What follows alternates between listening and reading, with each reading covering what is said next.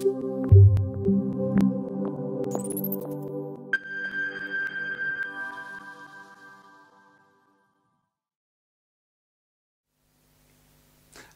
what is mediation? I'm John Hind, a mediator, a lawyer, coach and trainer. I'll answer this question, what is mediation, by beginning with a vision. A vision many couples share at the time of separation, but just can't believe will be possible given the emotional turmoil at the time. So imagine, if you can, over 2 years has now passed, and all that intense emotion flying around at the time is a memory and now much more manageable. The vision is one of a new life which has settled down, a life in which you are now both playing your full part, working together as parents and in your new homes.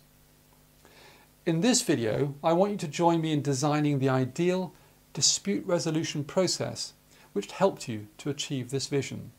So what will you start with? Well, what about some founding principles? Most separating couples I speak to want to be able to reach their own financial agreements and child arrangements if they thought they could.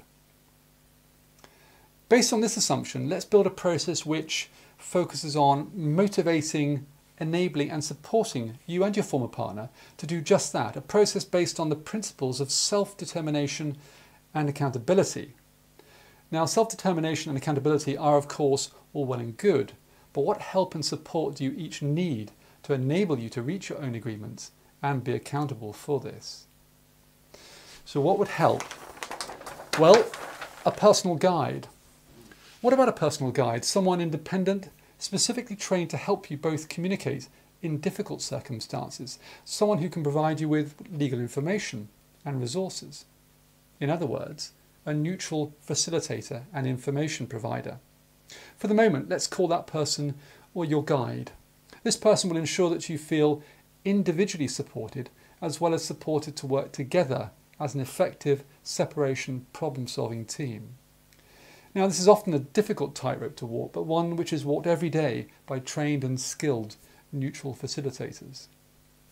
Thirdly, what else will you need? Well, it's got to be voluntary.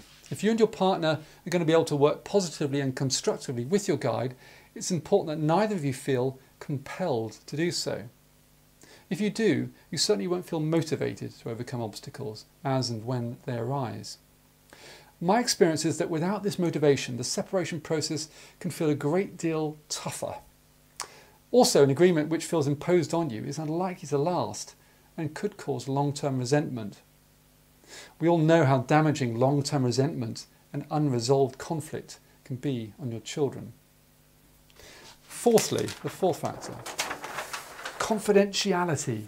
Now, having decided to work with your guide to try and reach your own agreements, you'll want to feel safe and secure that what's said during your meetings cannot be used against you if you end up in court. Discussions must therefore be confidential before there can be an open and honest exchange of views and concerns, and before all options for agreement can be openly explored. That said, you'll also both want to be able to rely on financial information and documentation you've gathered and shared if you end up in court. This information and documentation will not be confidential.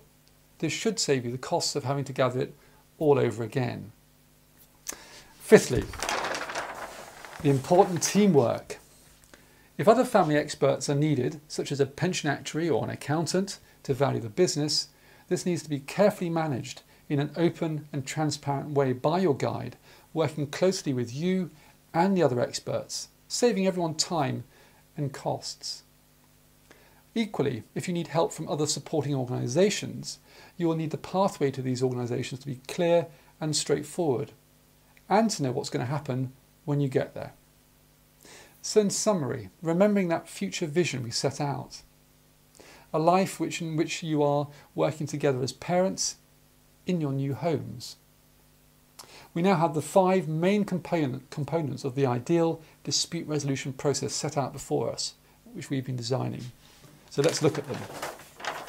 Number 1, the founding principles, a process based on the principles of self-determination and accountability. Number 2, a process in which you both feel fully supported by a neutral facilitator and a guide.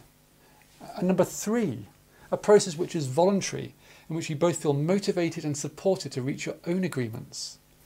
And number 4, a process which is confidential, in which you both feel you can openly and honestly explore options, views and concerns. And finally, a process based on teamwork, which is focused and cost effective. This process is family mediation. Thanks for watching.